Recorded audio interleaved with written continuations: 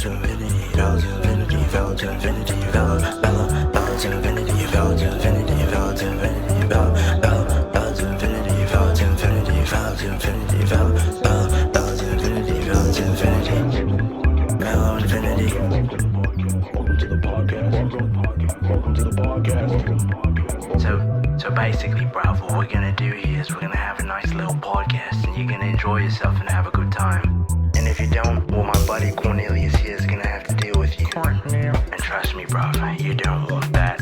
So have a good time, enjoy yourself, and tell your family I said hi.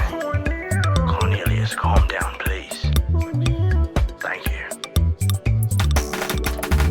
Please, baby, won't you come with me? And we can listen endlessly.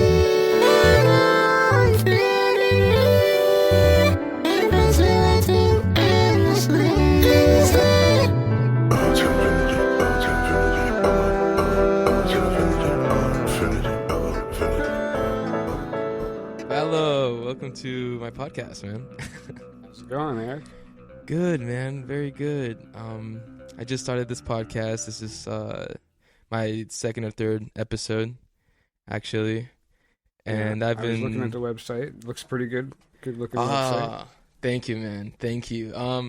I mostly did it because, you know, some of Duncan's like, every time people ask him about podcasting, he's always like, just get it out there. Do it. Record it. Just do it. Okay? Yeah. And I Go think right that's such good advice, really.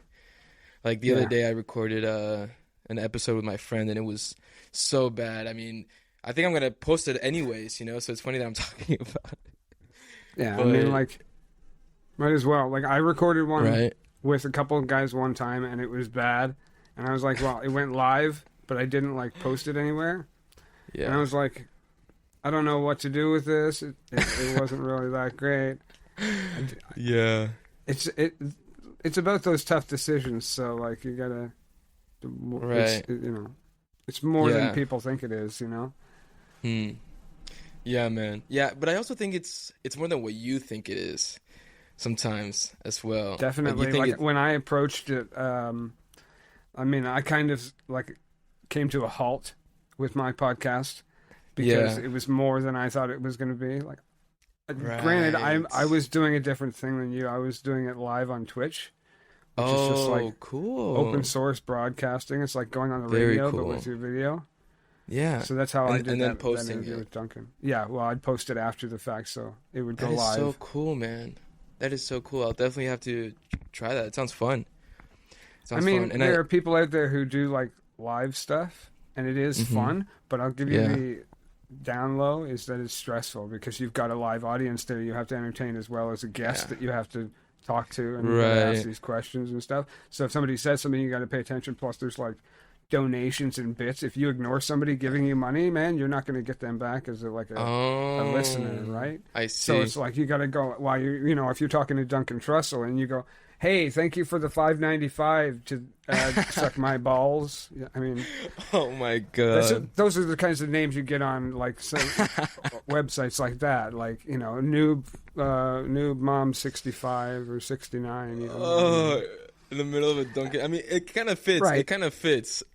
So I had a hard time. I'm sitting there sweating, like I don't want to read the chat. Like I'm trying to pay attention to Duncan. I'm typing these things because there's people listening, and I'm just like, wow. So there's so many different dynamics to it. Like, this is just there like is. A laid back conversation, and you don't have to worry about like anything else other than the guest and the conversation. Right. Yeah, man. And I love the podcast that you did with Duncan. Really, it was a great podcast. It was there were a couple really of interesting. Like, one of my issues was I was self-conscious about the way that I would present myself, and when I made a mistake, I would like I'm ADHD, so I get like hyper focused on the things that I do or don't like. Right. Yeah. In editing, it was my voice. I'd hyper focus on that, and I'd be like, "How can I fix this? Can I without like changing my voice? Can I?" Wow. And so there were a lot of things like I noted a lot of mistakes, and I was like, "Well, I don't really want to be put into that situation again. How can I avoid that?" And like the only option is sort of like getting better, and getting better takes time. So it's like it's not going to happen overnight. I do plan to return to the podcasting eventually. Hell yeah. But I don't know when eventually might be. And that would have to be like, I was not financially able to keep it going as far as like hosting, like for what you're using. It seems like a reasonable deal to like sort of maintain the broadcasting. But mine was a bit more expensive, and I wasn't able to sort of keep the hosting up because I had like other financial obligations and things of that nature that needed to keep me under a certain budget, and it wasn't pulling in any money. So I was like, if we're not doing anything as far as that goes, we can't really grow. So I was like, when I'm able to sort of establish, okay, I can afford to do that again, then I'll bring the podcast back. But right now, that's not the time. That I have to find something else to do that's going to, like, I'm an artist, right? It doesn't really pay the bills. So we got to find something else that's going to pay the bills. And then when I can say that I can afford to do it, I see. Podcasting is pretty easy, but it's not exactly just like off the slide. Right. Yeah. Yeah, no, I agree, man. It was definitely like pulling a trigger on something, because it's expensive. You gotta buy the domain if you want a website, and like this microphone pay for was it. like $200. Oh God. Right, man. Right. I mean, yeah. For me, it was like, okay, shit. I got $20 in my bank account. Let's fucking make it happen right now, and let's see what happens next month. A jump like that's pretty easy to make, and it's like, and doing it is not that hard. Like when I set up, I thought, oh man, it's gonna be so hard. There are like some logistics. Like I had to come up with a link I didn't know how to like come up with, and easy to figure out, right? Yeah. So it's pretty simple to get started, and like again, once you get going, it can be good. And it was good for my growth, like as far as community and like getting to know people. And I still like talk to a lot of the people that I made friends with through doing the podcast and stuff. It just wasn't, I don't know if it wasn't it wasn't helping me financially, and it wasn't helping me in my situation that I was in at the time. Like, I mean, I was under some stress and couldn't be like bothered to take the time to worry myself. I feel you, man. I hate that it's so difficult, like finding good apps like Riverside and stuff like that it's like cool, but like you said, it takes a lot of getting better. You definitely can get better at podcasting. That's a very interesting topic to me. Yeah, Duncan was like, when I talked to Duncan, he was telling me about this, and it's just like the way to get better is just to do it, though. It is. How else are you going to get better other than to experience it and know what you've done wrong, know what you've done right, learn from your mistakes, and grow? These are the ways that we, as humans, these are just the ways that we grow, like experiencing. So when you want to do something, you have to do it to experience it, to say you've had the opportunity to know what you can and can't do, or what will work and what won't work, right? Exactly. Otherwise, just reading a book that somebody else has experienced might let you know where somebody else has been, but is it really going to help you in the experience of it, right? Right. Yeah. Yeah, man. I do that I a lot. agree. I buy a lot of books and then I don't read them because I like the motivation about them, but then it's like, I know, man. I fucking know. Man, yeah, I love how, like, I mean, Buddha, he wrote, like, he had so many books and teachings and shit, and he was always like, do them. You actually have to, like, do the stuff that is in the books, as well as not just reading them. Oh, yeah, it's about the practice, right? You can't just practice what you preach. There's a line in a song that I really like. It goes, "You'll be what you've done, not what you think of when you're alone." Oh, you can sit there and think, I want to be a bodybuilder all day, but you're not going to be a bodybuilder thinking about being a bodybuilder. You got to go out and lift those weights. You got to go out there and do those push-ups. You got to actually be the strong man you want to be. You can't just sit there and just say, I'm going to be a strong man. You got to do that. Yeah. Yeah, right. Yeah, man. And I feel like it's not that difficult.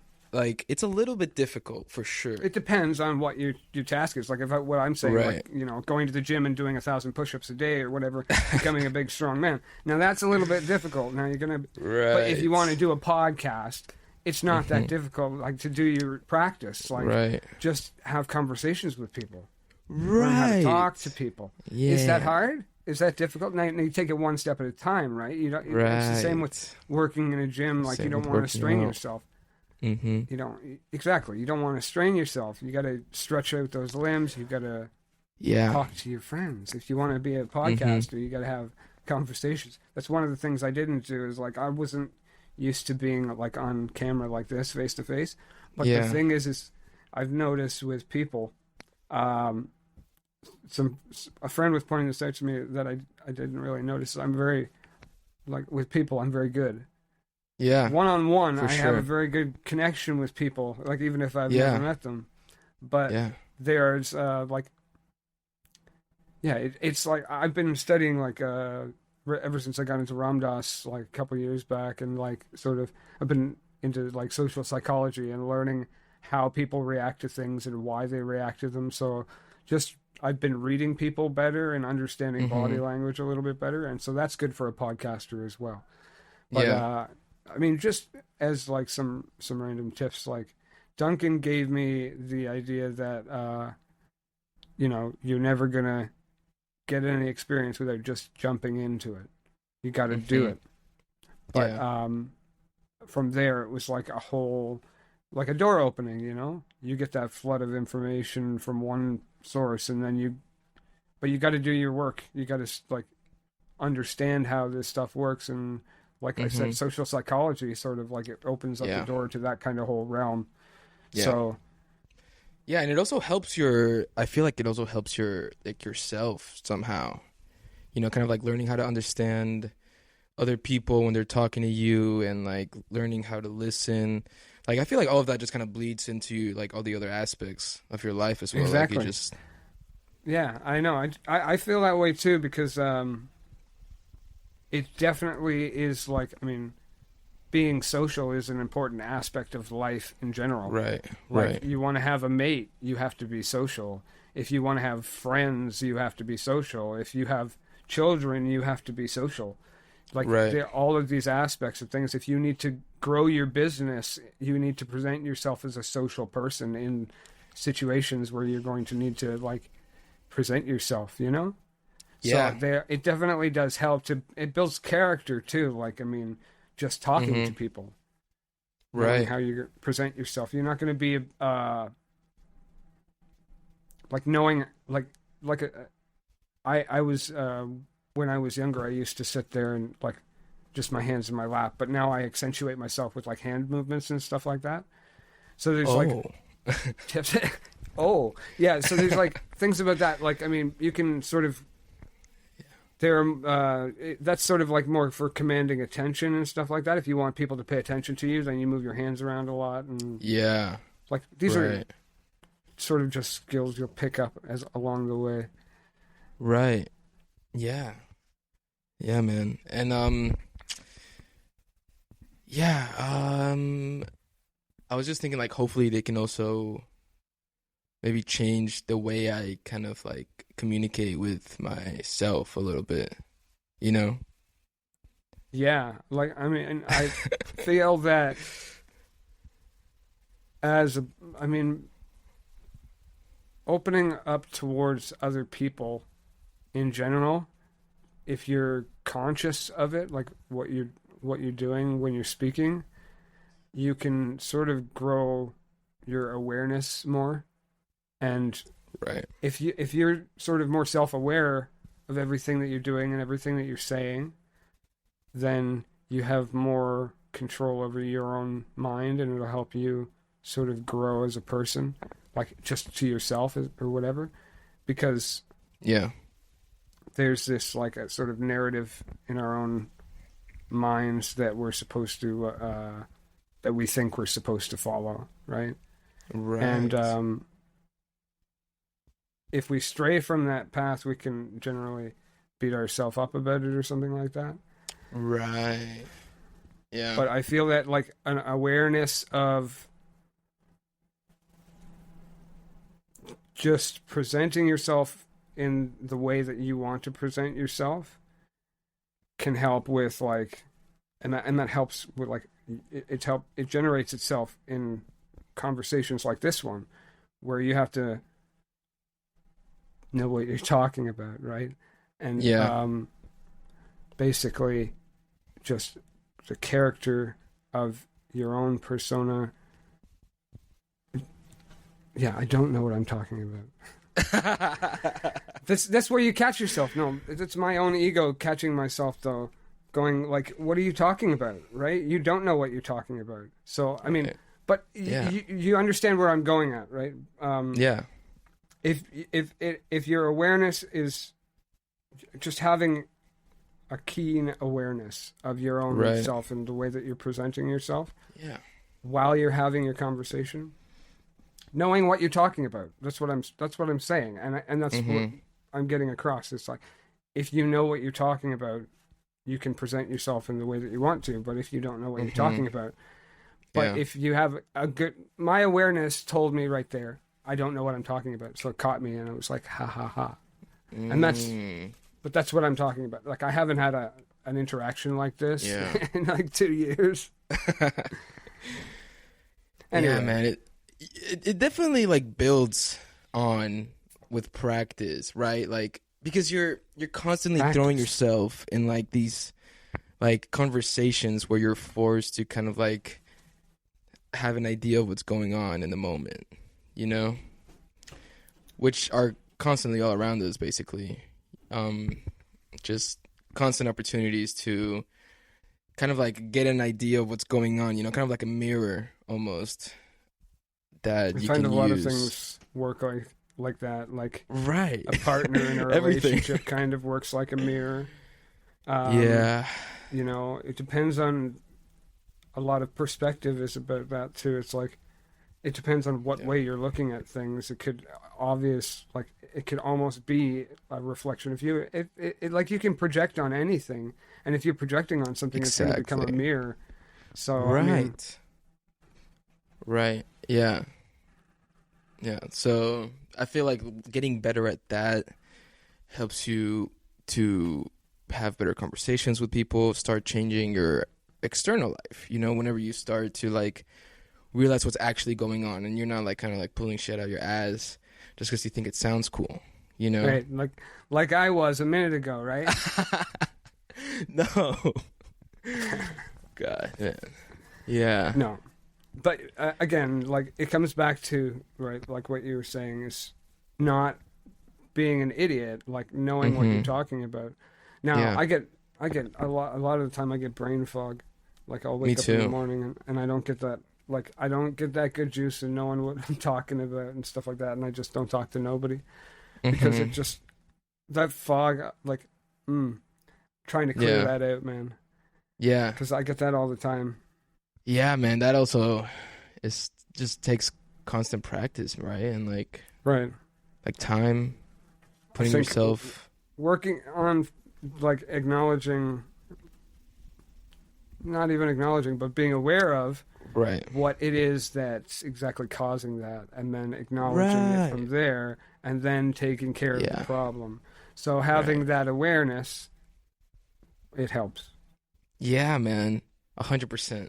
100%. Because a lot of people are going around and they have like no perception. I mean, I'm probably one of those people. I'm probably one of those people most of my life, honestly, that just walk around with like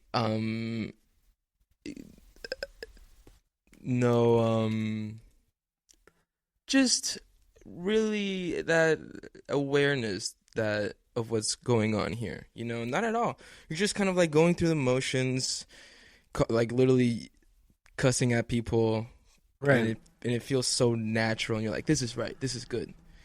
I have no idea where I am, I don't know what's going on, but it seems like I'm putting up like this whole magical act of like, look, here's this, you know, here's this, how about this is something, right, guys? Like, And I think that meditation has been a huge help for me as far as even understanding that there's something actually going on here that is myself. You know, there's like something that's going on here that I actually have complete control over, and that myself actually has, as much as I wouldn't want to, or you know, as much as I do want to, it has effect on other people in the outside world.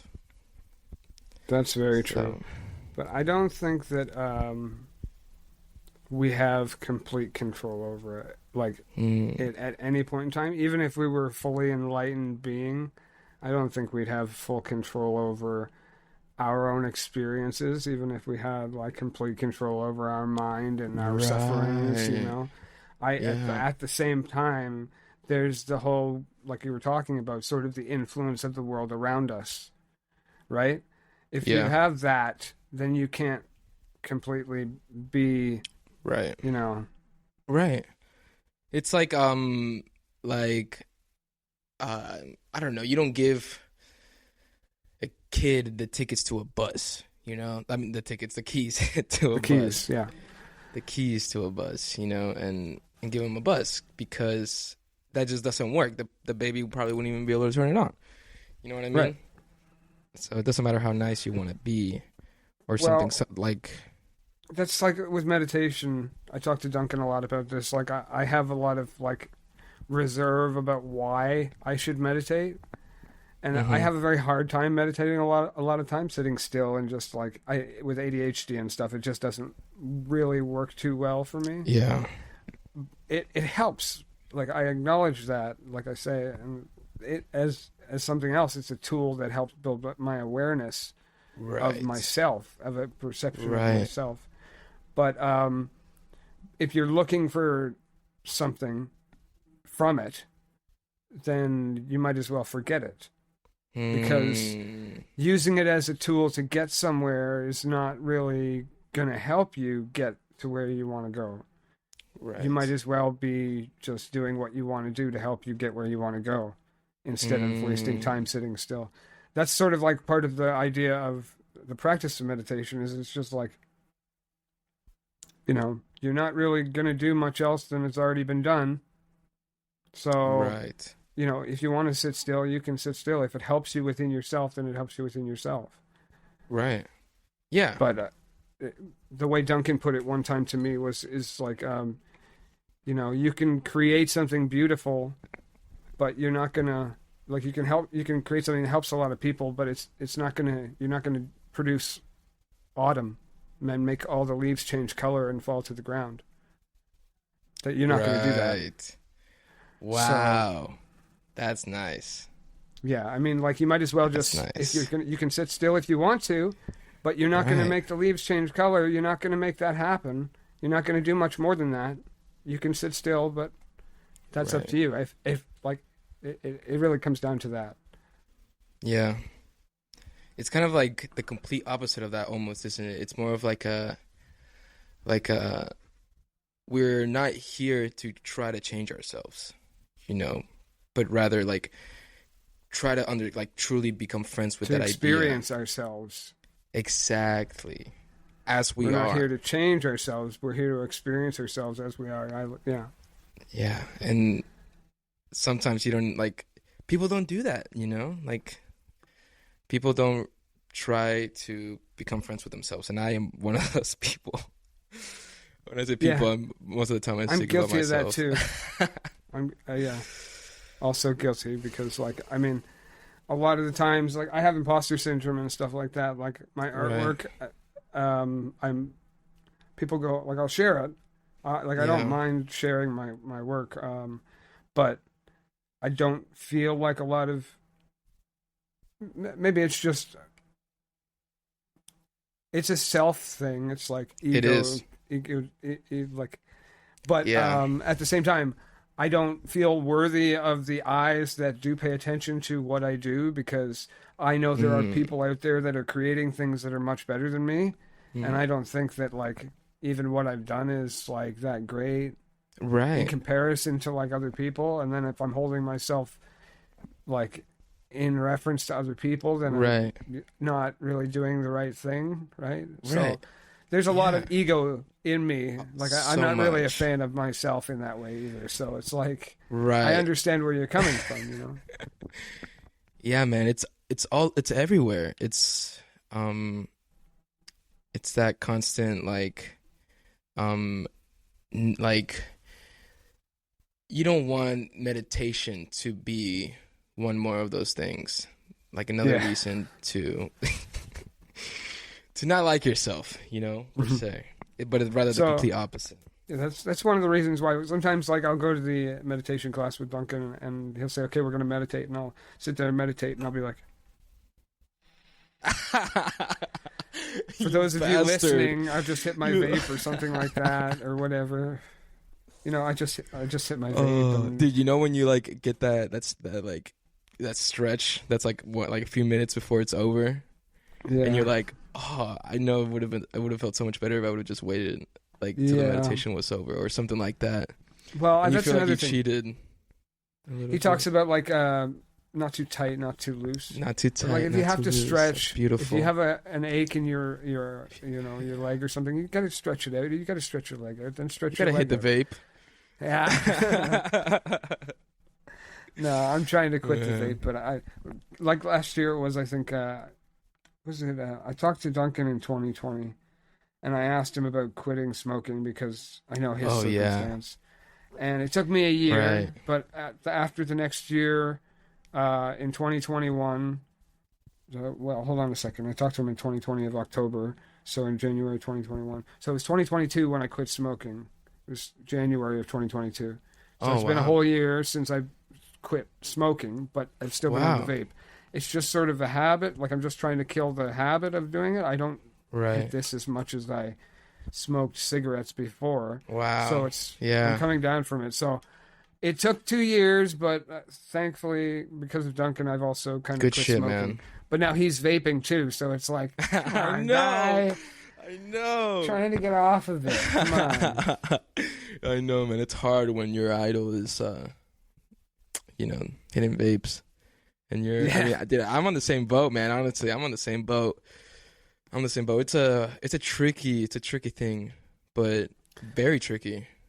Yeah, I mean, just like any addiction, right? I mean, we were talking earlier about like ego, and I mean, I find like attachment to self can be an addiction in itself. Like, I mean, I was 100% kind of working on myself to a point before where I wasn't really paying attention to anybody else, and it wasn't in a good way, because there are ways to do that in a good way. Like, I mean, you can ghost people and then like just work on yourself and do it in a positive way that's like not going to hurt people or whatever, or you can do it in a bad way. And I was sort of like I wasn't even fully working on myself. I was just sort of paying attention to the things that I like and giving myself comforts and stuff like that, nurturing my ego again, like so it's like I wasn't doing it properly, you know. And addiction is a perfect word for that, man. Yeah, exactly. Perfect. And even if it seems like it's a healthy thing, it can still be an addiction. Like, like why the fuck do we keep doing that? Right. Addiction is probably the best word I could come up with, man. Or habits, maybe. Well, some of the things that some people think might be addictions that are so natural to us that we don't even notice them are like eating food. It's like 3 meals a day. I was recently looking into the study about breakfast being the most important meal of the day. Do you know why they say that? Because you haven't eaten anything in a while, or I don't know. No, okay. So breakfast is not the most important meal of the day at all. Originally, breakfast wasn't a big deal because, like, if you have too much to eat in the morning, it can cause indigestion when you start to work. Right. So people weren't eating a lot in the morning. Kellogg's had just come out with the advertisements for breakfast cereals, so people weren't eating a lot in the morning. Don't tell me. They came up with this study, or it was like a social experiment, to sell more bacon and more meat products and eggs. Okay. was to say that breakfast would be the most important meal of the day. And so people stopped buying cereals so much as they started buying bacon and healthy eggs stuff. and things of that nature. Well, you could call it healthy. Right. Bacon. But, yeah, bacon. And they wanted to drive up the sales of bacon, so they said that breakfast was the most important meal of the day. So one of the things is they say that we need 3 meals a day, but I think that one of the human circumstances that we don't need 3 meals a day. You could survive on 1 meal a day or even less. Like you could survive on one healthy portion of something, and then move on to the next day, and you have another healthy portion of it or whatever. Or maybe even after, like fasting is like I wanted to get into fasting a while ago, but like I have to have sort of more independence to do that kind of thing. But I think that eating specifically is a humanistic addiction. And because of the nature of people telling us, oh no, you need to eat breakfast, you need to eat lunch, and you need to eat dinner, and preparing all these 3 meals a day, everybody's just going to eat what's put in front of them. Yeah. So if you do that, you're going to do that, whatever. But like, I think that it's kind of eating is just a humanistic addiction that we've got into our minds that we think we definitely need to do it to stay alive. But I don't think we need to do it as often as we do it. Right. It's just got into our heads that we need to have 3 meals a day. Right. Like I just kept thinking of like me feeling sick and my mom just automatically telling me like, oh, you need to eat. You need to eat. Right. You haven't eaten in like 2 hours. No, sometimes that can be like a cure for, if you have an upset stomach, sometimes like your stomach acid's just acting up, and you have a couple crackers and that'll calm it down because like of the sodium and the salt and stuff like that. This is a chemical reaction. It comes down to knowing your sciences and stuff like that. And that kind of thing can be solved like in that way. But when it comes to like not feeling well, like if you're depressed or something like that, it's a different story. But like, I don't know where I was going with that. Well, I think you were saying that like eating is just one of the many habits that humans are kind of like addicted to without even questioning it. Yeah. That's what we were going for. But I think I was going for another point there, and I don't want to drag on to it too much, but I lost so many.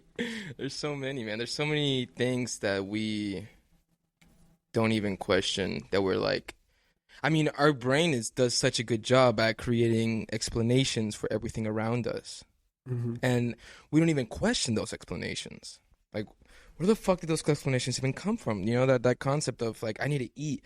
Oh, I'm a little anxious. I'm bored. I gotta eat. Like, we're just like, oh, that's obvious. And then we're just like in this like after that, we're like in a kind of like a autopilot until we get food. And then it's the next thing. And yeah, with like ADHD, one of the things with smoking was I like to keep my hands busy, right? I always like to keep my hands busy. So that's why I move my hands around a lot now when I'm speaking, because like when I was smoking, I had something in my hand. I could do something with my fingers. I had something going on. I could focus on something and still do something else at the same time. So when I'm fidgeting, I fidget a lot because like I used to fidget in class. I used to draw while they give me lectures and stuff like that. Wow. So it's like having something else to do, like because of my ADHD, helped me to focus or whatever. So right. But going back into that, like habits and stuff like that. It just formed as a habit, like I just twiddle my thumbs now sort of to do something, and trying to move away from those kinds of things can be difficult, like they become like you say, habitual and stuff like that. So noticing that kind of pattern and sort of reforming yourself can be really beneficial to like heart as well. Yeah, but like if you can do it, like have that awareness, right. And move away from those kinds of things. Like I'm just twiddling with stuff over here because as I'm talking about this. So interesting. But, is that how you were able to quit smoking cigarettes? Well, the cigarettes I moved away from. Like I literally went out to Albion Hills up here in Ontario. It's just sweet. I went on vacation for the weekend and didn't bring much with me in the way of like cigarettes, so I limited myself. But and sort of said, okay, so there's nothing that I can reach that's gonna stop me or like gonna keep me smoking. Like, and I still managed to find a cigarette, I think. Yeah. But you know, that's learning discipline and learning how to do it and like practicing it, putting it into practice, that kind of thing. Yeah, man. I mean, I feel like a lot of people don't have that awareness that to look at themselves. Well, some people, they just see like they want to get into better shape. Like, I mean, this goes for me too. Like I say, it's the ego and stuff like this, but like I say I want to get into better shape, and then somebody says, "Ooh, a hamburger for dinner," and I go, "Ooh, hamburger! Yeah, let's go ahead and get some hamburgers." Dude, happy Thanksgiving, by the way. That was last night, man. That was me last night. that's for you though, because we're Canadians. We had our Thanksgiving. Oh in my October. god! Oh my god! Totally different Thanksgiving. Oh yeah. Wow, good to know, man. Here, I'm just a bit north of you. It's a bit colder up here. Is it snowing over there? It was snowing. I was going to say some people down in the U.S. said they got snow before us. So, yeah. I usually stay up in Dallas and Texas, man. Yeah, it snows up there sometimes. It gets cold. Luckily, you. I don't get to travel much. I get to stay here, and I got my kids. So one of my kids is in a wheelchair, so we don't move around too much. So we kind of stay still right now. I mean, my ex and I aren't together, but we got the kids to look after, so we're still on good terms and stuff. Right, that's good, man. So Canada's definitely the place to do that at, bro. Yeah, well, I mean, the place to stay still. Yeah. Right. I'd love to move around a little more. You say you're going around to like Dallas and stuff like that. I'd love to see. Well, like, I mean, I haven't seen a tiny bit of the world. Like I've never been out of Canada. Well, you know what would be a great excuse too, bro? A DTFH live gathering or something like a festival or something, man. Yeah, well, there's been talks about that for like 2 years, but oh really? Am I late to the party, bro? Closest thing is probably like going to the one of the Ramdas retreats. Yeah, but there's been talks about it. Yeah, that's coming up, man. I really wanted to go to that. Oh, jinx, man! Goddamn, that sucks, huh? Like today, I was on the 1 year. 1 year, bro. 1 year. One time I got tickets to see Duncan Trussell. I think it was in Austin or something. And I was in Houston, and I was gonna drive all the way to Austin, but it was a 21+ bar, and I low-key knew that, and I was like, okay, I'm gonna somehow find a way to get in.